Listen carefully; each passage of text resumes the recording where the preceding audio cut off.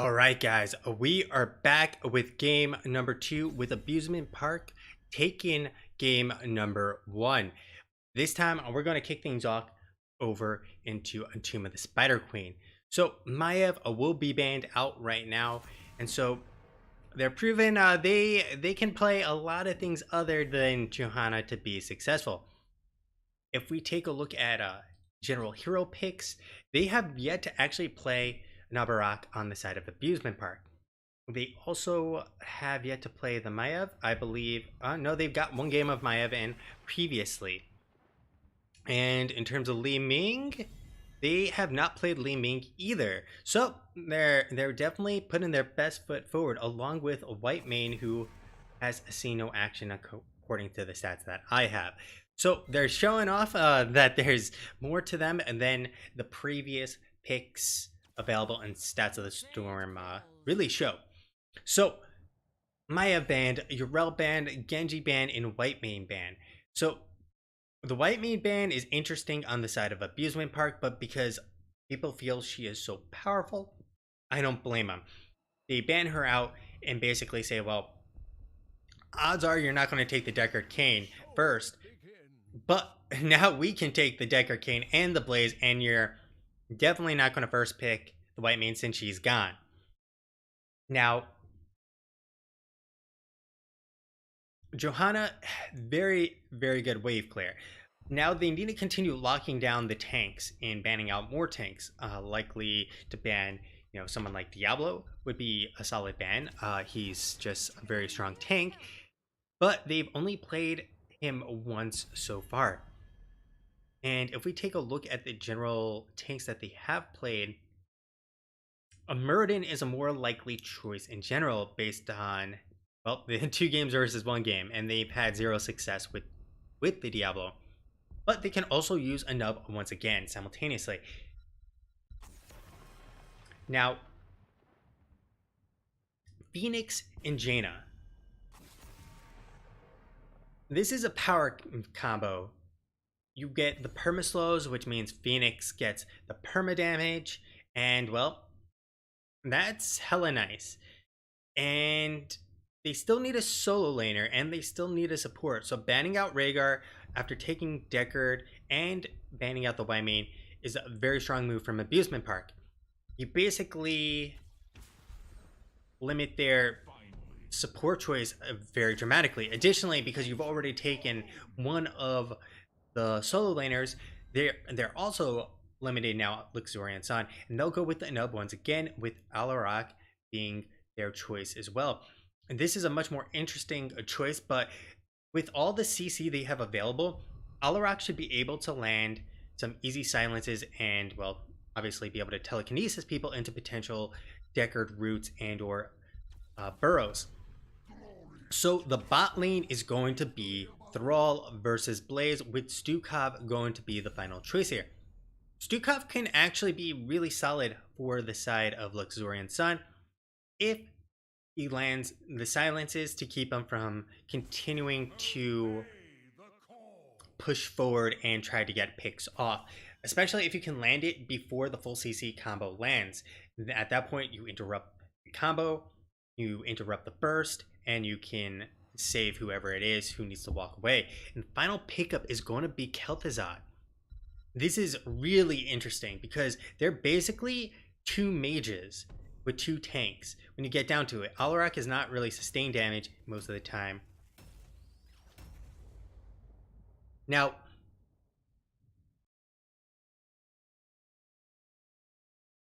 this is very untraditional, but they have no dive. I mean, Thrall technically can dive by getting a big Sunder, and Johanna can get in deep with the Iron Skin.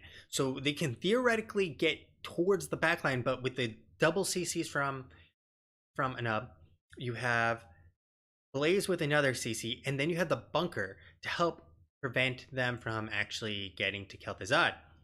If they try to run through like that, they're very likely to get bodied by Alarak and then the CC chain. So I don't know if they'll be able to ever get to the backline and get any kills like they really need. So we're going to jump into a game number 2. We're going to see chips once again on the Anabarak. We got energy on that Alarak. We have Rossi on the Deckard Kane. Mason Blaze going to blaze it. Nitty going to be on the Kel'Thuzad. And that is going to be Abusement Park. On the other side, we got Swoop on the Phoenix. Rain on Jaina. We got Electra on the Thrall, Bay State on Johanna, and finally we got Hayes on the Stukov, and that'll be a Luxorian Sun. So taking a quick look, we will get the Echo Elements, Laws of Hope, Low Blow. One of the changes Stukov just received a few patches back. The Mobile Offense, and the Fingers of Frost. Got all four up here looking to try and get someone. Swoop will manage to port out just in time, and they'll just, well, pick up some gems and walk away, because he'll be topped on off with a well tap in the meantime. So, all their talents picked up. A Nerubian, we have the Blighted Frost, the Neural Stimpact, the Sapphire, and the Sustaining Power. And that's a very interesting choice, because that means he's going to be doing less damage, but he'll be able to, well, stay up a lot longer. A beautiful combo from Energy and Chips. Rain getting obliterated. And we're going to be seeing some blood rain from the skies. Bot lane, we have two members of Luxorian Sun trying to get this siege camp. Mason Blaze realizing like they're not showing anywhere, and we now have Chips rotating down the Silence though, and there's a double stun. We get the Jet Propulsion followed up by Chips Burrow, and Swoop will have to retreat back. Electra is now going to get bodied between 4-5 members. There's the slow, there's the root onto Electra, followed up by Nitty's damage, and they are not going to actually finish him off despite all 5 members being down here. So a really nice rotation from Abusement Park, but they don't get anything out of it. At this point, they do fall a little bit behind. You can see they lose some structure damage from that rotation, but nothing major. I mean, we're talking about pretty much dead even across the board. Other side, we got Swoop and Rain clearing this up. He's going to come on in to heal him up, and Thrall will be fighting Dandy. Johanna should have the iron, does not have the iron skin.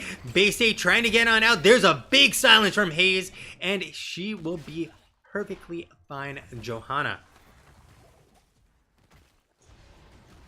So, still the battle, and with this night camp, I hope they continue to push in and not just leave this to be cleared. It looks like they're trying to position to take on Mason Blaze, but I don't really feel like this is a useful rotation. As you can see, they basically rotate down, don't accomplish anything, and the night camp, well, the night camp goes bye-bye, and they have no more real lane pressure in the mid lane. They can turn in and get themselves 40 as a turn in, but they don't actually use that opportunity at all. There's a burrow from Chips looking for it. There's the stun though. The telekinesis back, and the silent swoop, however, takes literally no damage, in part thanks to that shield. Echo the elements are now complete. We will have the interrupt in the meantime. And, well, these are some very weird rotations overall by Luxorian Sun. They're spending a lot of time towards the bot lane and not really getting much value across the board with it. At the same time, they have a lot of interrupt here. There's the chain. Not going to be able to get anything out of it because it also just reworked Kel'Thuzad, where he can no longer change structures. He can only chain between other players, or his Glacial Spike. So they are still playing goaltenders here right now, just keeping them from getting it in, and there's enough on the side of Luxorian Sun to get the first turn in. But this is going to be very hard for Abusement Park to push in. Lagef has taken Abusement Park in the meantime. So we're going to have to hold on out while Lagef clears up.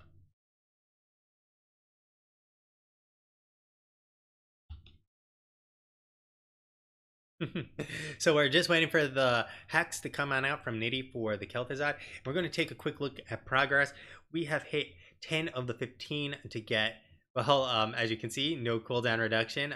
They haven't updated the tooltips here, where you have the Glacial Spike.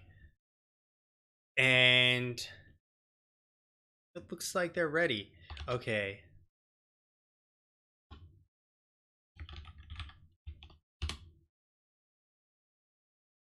So, Alright, okay.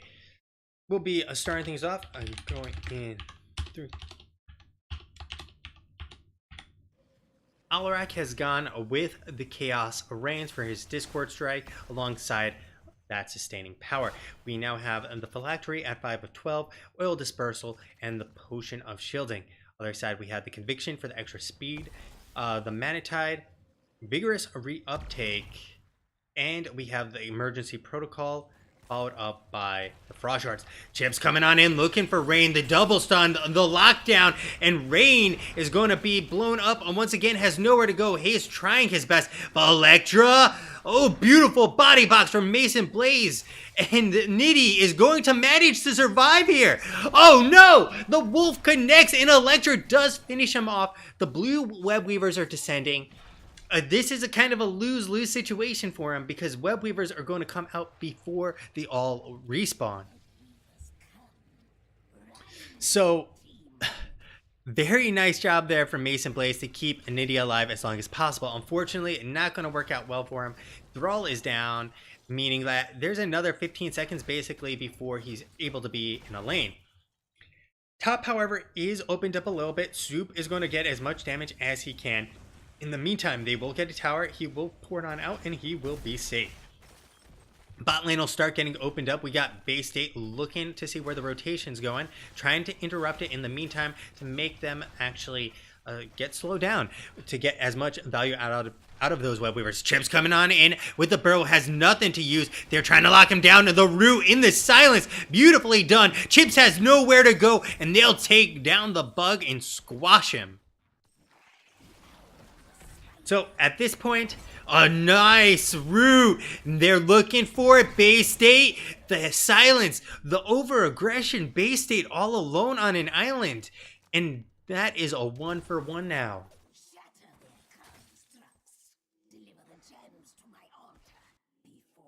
So we're at 17 stacks, which is a really nice place to be. About halfway done now. A little over halfway done. We also have the accelerated decay. They did buff the decay as well, so it does more damage. And it also then does significantly more damage if you can lock someone down. And with all the CC they have, all the rotation, Nitty going to be coming in with those chains. But Nitty taking a lot of damage from Rain on the backside as they just run past looking for Haze and Electra instead. But with these Web Weavers descending, they are going to have to push in hard and fast because 10s are around the corner for Luxorian Sun. Blaze coming on in, going to land a beautiful jet propulsion, but the pull on back and the root, but Nitty landing the root, securing the kill, and they're looking for it. Electra dishing out as much damage as possible with that Echo of the Elements, and they will dissuade them from continuing forward for now. Oh no! Electra! Electra! Say goodbye to poor old Thrall, getting bodied by that CC chain.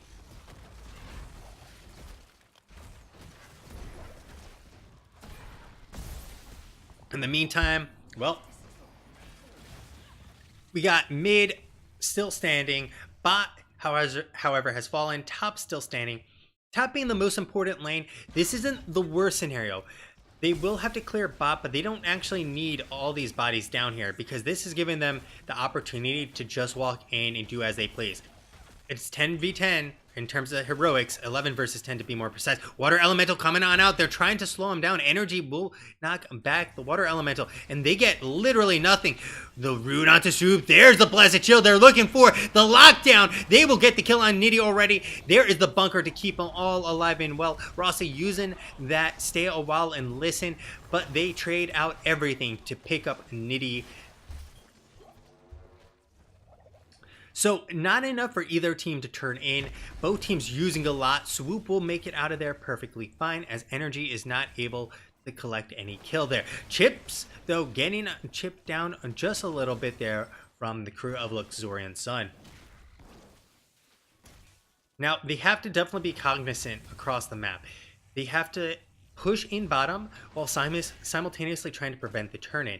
But they have no one down there soaking, so they're going to be getting pressured very slowly. But at the same time, no one on Abusement Park is down there as well. So Swoop is going to come on in and get this giant ass wave to start pushing on up to make it much easier. Electra does have Chain Lightning. We're going to see Frost Shards actually with there as well.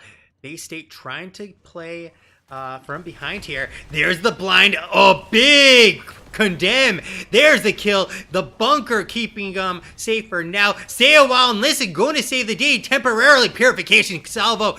But it gets interrupted by the cocoon from Chips. But Chips is super low. Energy trying to save the day for Chips. Electra will finish them off. They lose a bunch of gems, but Energy will be there to collect. And they get the body on the old man. I don't know if this is... Oh no! Nitty coming on in and helping to get a double kill with Energy. My god!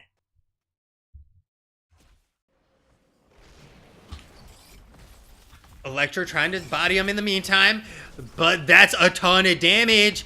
And Electra is going to be going down in this 2v3. Essentially, Haze nowhere to be found. Oh, Haze is locked in place. Nitty taking an advantage. And they are gods amongst mortals. Just cleaning up in 2v3ing that entire fight and netting themselves 2 kills.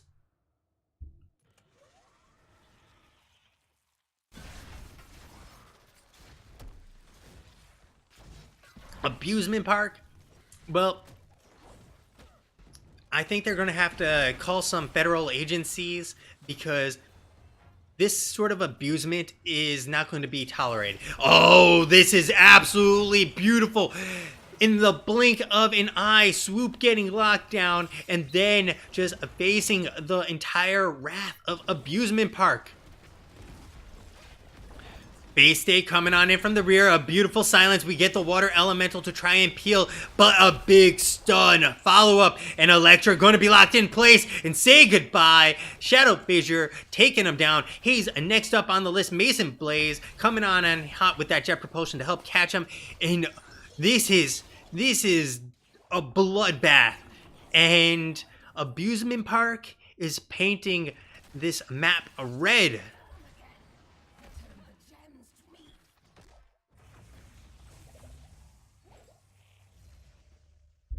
Abusement Park are absolutely running away with this game. They're going to get themselves another turn-in. They've netted 13 kills to 6. This is as brutal as you get. Now, this Web Weaver phase is going to help them get 16. If they hit 16 here, they could potentially snowball and end the game. Pick up a kill or 2, walk through a keep, have the Web Weavers there alongside of them, and that's GG. They will get the Night Camp to help them from actually falling prey to it. Chips coming on hot, not going to land on the burrow, and the barbs will not land either. So Night Camp going to be cleared up really fast. They got it. Oh, the silence from Energy just interrupting. Mason Blaze coming on in hot, but the silence, we got the Purification Salvo coming on in, and the Counter Strike not going to be up in time. It's actually going to drop. Energy getting really low, and the beautiful shove from Haze sending Chips to another planet. They're still looking for it, but Nitty got here, baby. Kel'Thuzad is going to solo him all alone with those roots and Shadow Fissures. They're looking for another one. They will not get it. Haze will have to back on out. He does have the shove. The Cocoon coming on out, and they need to save him. Bay State coming on hot. There is a Rue coming on. Iron Skin going to save him temporarily, but 1, 2, and say goodbye to them, falling like dominoes in a complex Rude Goldberg machine. Now, this is the snowball that I was talking about. They're actually going to walk through. They're going to get this keep. They don't have Web Weavers. Oh, Electra not expecting this, not respecting this. And what? Now you see it thrall, and now you don't.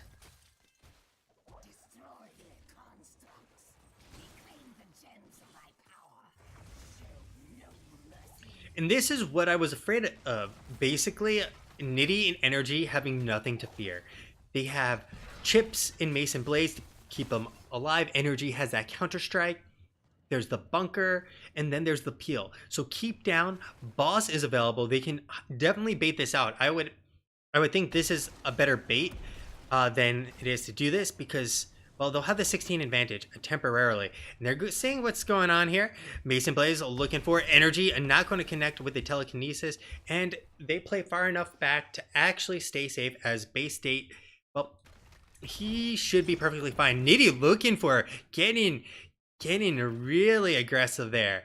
And, I mean, if he got that pick there, it was a little bit in the dark.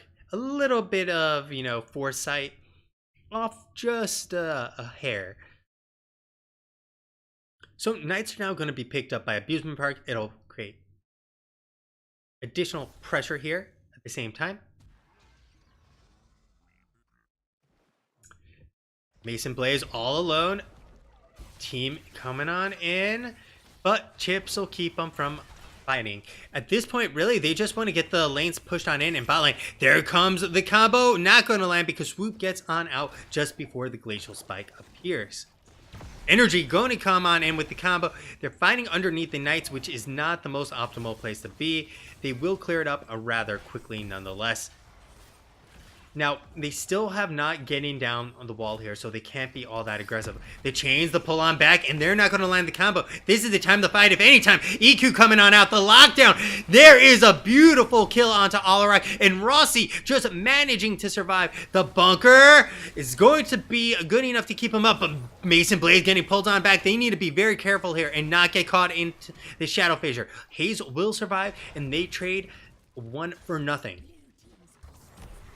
Now, Court is under attack. There's 3 catapults on it, and we'll have Swoop coming on in to clear things up. They're trying to prevent him from getting back, but it's not going to work. At this point, they don't have enough for a turn in.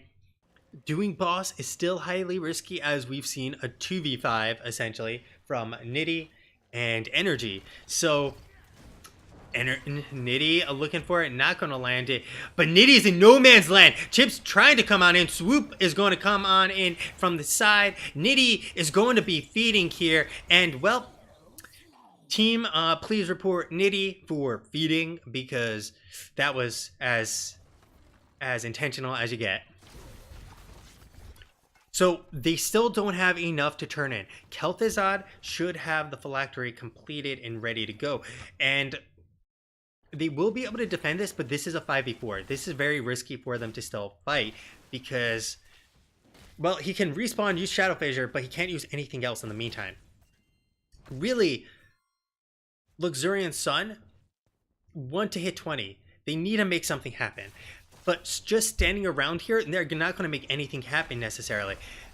Because they're playing very safe on Abusement Park side. Mason Blaze are looking to try and actually continue soak for 20. And they need to keep the lanes pushed up onto their side. Delay them so that they cannot get 20 and they could potentially actually make it to 20 Luxorian Sun. But at this point, Nitty is back up. Swoop is in the bot lane. They know exactly where he is. And thankfully, Swoop is very fast at clearing. They can play goaltender for a little bit here, but they have to be very cognizant. Oh, the pull back onto Hayes, the burrow going to connect. Hayes will manage to juke right through the barbs, and well, 20s are here, which means turn-in is almost inevitable as they are going to fully retreat on back. Mason Blaze are not going to be able to turn in the 6 he has because base state is here. This is hella monkey ass right now for Luxorian Sun.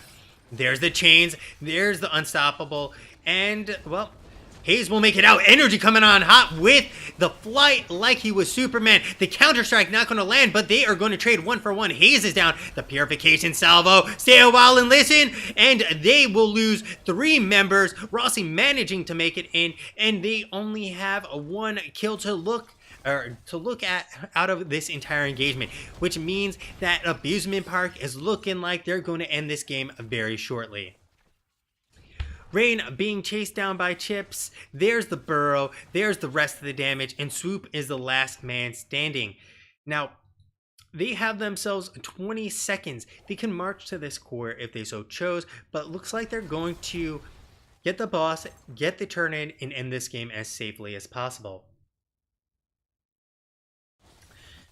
This reminds me of the last time they did the 16 versus 15 fight on Cursed Hollow Luxorian Sun. They're taking fights, I feel like, because they're desperate. And they're looking to make something happen, but they're fighting down critical talent here, and it's almost impossible to actually deal with that situation. And now they have to deal with web weavers and a boss simultaneously. Oh, by the way, that wave is pushed all the way up. Bot lane is pushed pretty far forward, and mid lane is pushed pretty far forward as well. Electra looking for it. Oh, their damage! Electra will manage to survive, and they will back on out. Nitty almost getting the solo.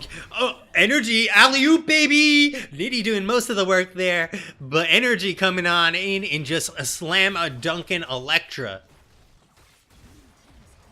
Chips coming on hot, looking for rain. There comes the water elemental. We got the purification salvo coming on out as well. The root onto Haze. Haze annihilated the unstoppable from Johanna. The root, it will not connect. The cocoon though. Energy, it's a bird. It's a plane. No, it's your own death from Energy. And that is going to be 3 members down. Chips getting really low. Swoops trying to get something. Stay a while and listen into the Shadow Fissure. And my God, Abusement Park spanking them here. After this wombo combo of death, this was brutal. These guys are making this combo looking like HEC players have to be twerking this. In the right comps, of course.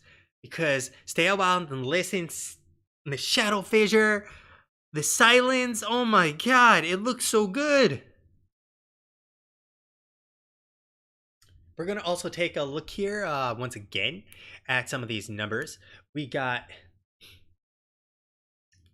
Tomb of the Spider Queen was the map we were on. Nitty just going God mode with a clear, basically, you know, casual, twice as much damage as anyone on the team, including Alarak. Now, Rain did a lot here. 57.5k, did as much as he could. But when it's all said and done, Nitty reigns supreme, baby. I mean, 70k. Those combos. Now, to be fair, he had a team backing him up there with those combos. And landing like almost every Shadow Fissure. You take a look at some of the healing numbers. He's getting annihilated during that game 5 times. The healing numbers, astronomical difference there. It's even worse, or it's about the same, I guess, as the previous game. This is a 3x difference. And then finally, the tanking numbers, Bay State doing everything he could to take the damage, avoid dying, and nonetheless, couldn't keep the team up. The big problem here was that they had Electra on Thrall, which is a squishier solo laner still. He's not a warrior, so his actual survivability from the combos of Kel'Thuzad are really low. It might as well be an assassin for the most part there. It's not like a Leo who can ghost walk away. It's not like the Blaze who can hit a bunker, a Nub who can burrow. Thurl really has no way to deal with the Kel'Thuzad, and it showed. So GG to the side of Abusement Park, and we'll see if we can get a quick interview with them. We also have a game at 10:30 with Luxorian Sun once again, facing off against, this time, FWC Esports. So sit on tight while we get them in.